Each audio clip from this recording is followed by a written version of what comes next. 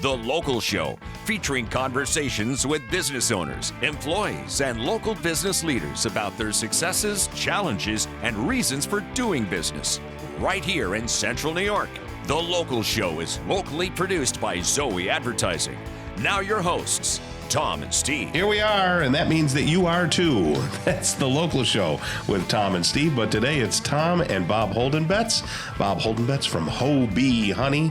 Do you have a website, Bob? I do. It's hobeehoney.com. Well, that's easy enough. And the Ho is H-O. Yep. And the bee bee is B-E. B-E. H-O-B-E honey.com. How are the bees? How's the general population of the honeybees these days? Are we up, down, or all around? We are all around. Okay. Yeah. Yep. Good. So it's I caught a bunch of swarms this year. Yeah. So I usually you go out and catch the swarms? Wait a second. What's that like? They've been in trees in my yard, so I think they're swarming my own hives. No and kidding. I recatch them.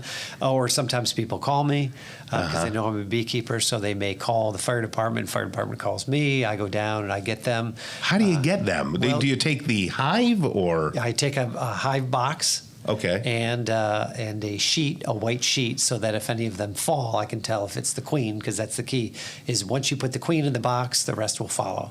No and kidding. they're very docile when they swarm. A lot of people think a swarm of bees. Yeah. Not that way, very docile. And so we just, we had one on an Adirondack chair at a tiki bar in Baldwinsville. Yes. And they wouldn't open because they were deathly afraid because they had this swarm of bees really? on the arm of an Adirondack chair. We went there and had the box and the blanket, turned the chair upside down, hit it once on the box. They all went in. We put the top on, and we left. And you were gone. Yep. Well, you're a beekeeper. Yeah. Yes. You keep bees. Yes. Well, that's good, though, because they make wonderful honey. Yeah. And they were going to make it anyway. True. How much you paying those bees lately? Yeah, okay. All right. Well, it's our pleasure to bring on the show Jim Engle. He's the past president and director of piping and drumming at Central New York Scottish Games. Love the Scottish Games. How are you there, Jim? Very well. Thank you, Tom. And I got to talk to Bob later about bees. One of our parents of our drummers is a big beekeeper. Oh, no kidding. How long have you been involved with this organization, Scottish Games? Oh, dear. Mid-70s. Okay. Wow. Well, that goes back. Yeah. It does.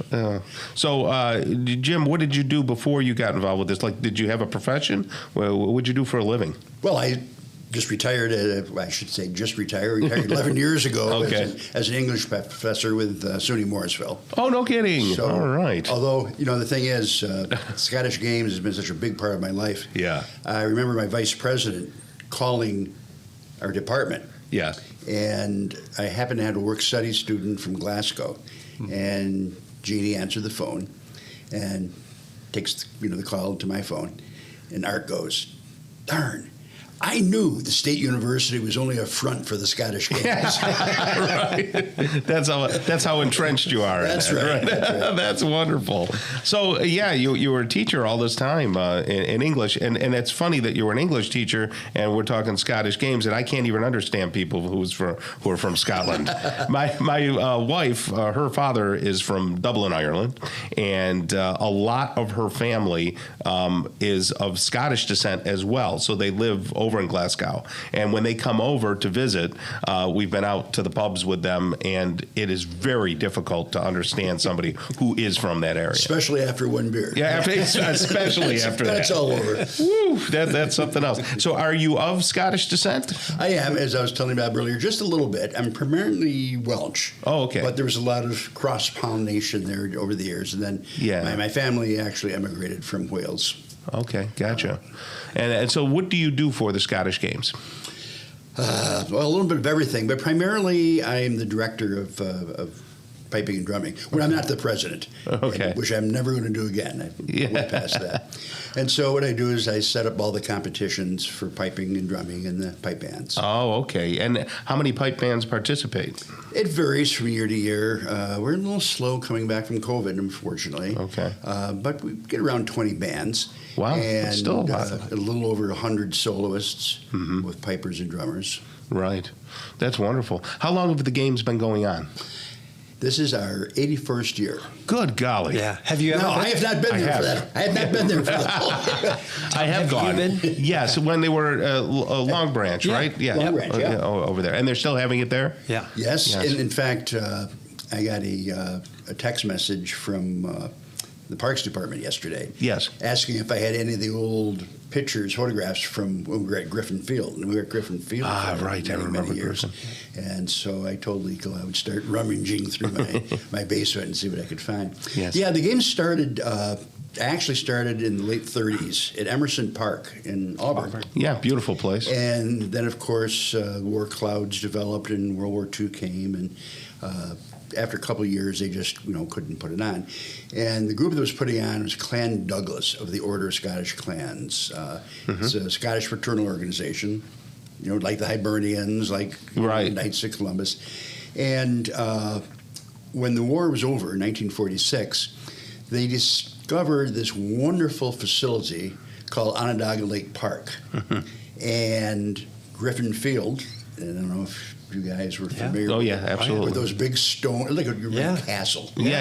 And that's where they, started up again. Yeah. And it was there till 1988.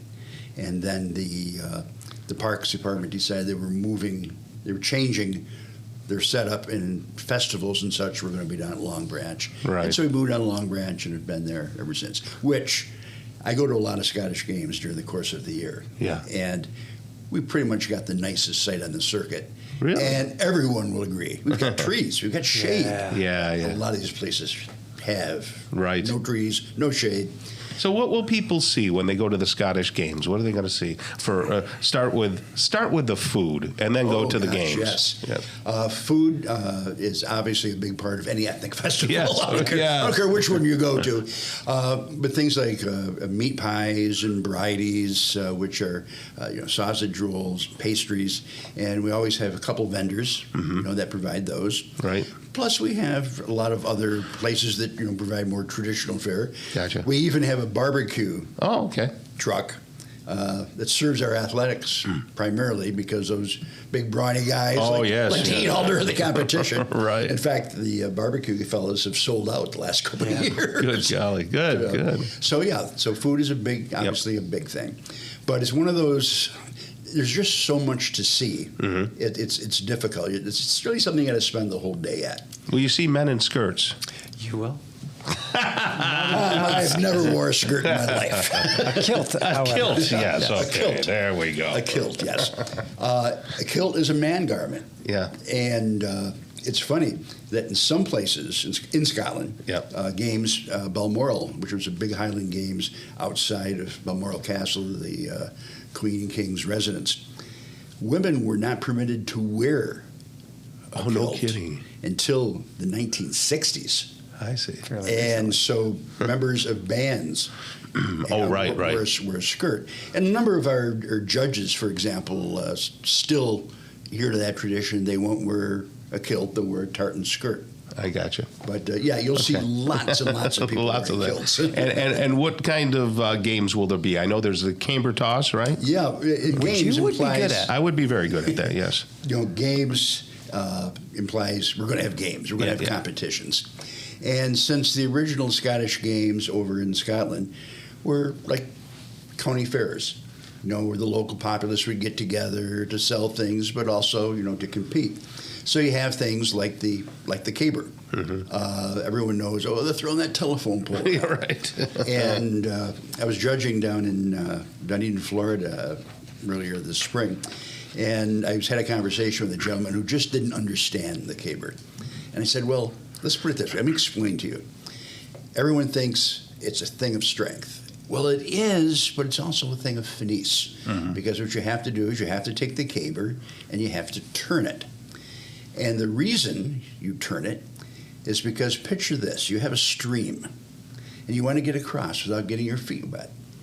So your person who's been cutting down lumber during the day, you take a log, you flip it, and it goes across the stream and you walk across with dry feet. Well, if it's not at that 12 o'clock position, you got a log floating down the stream. Right, yeah.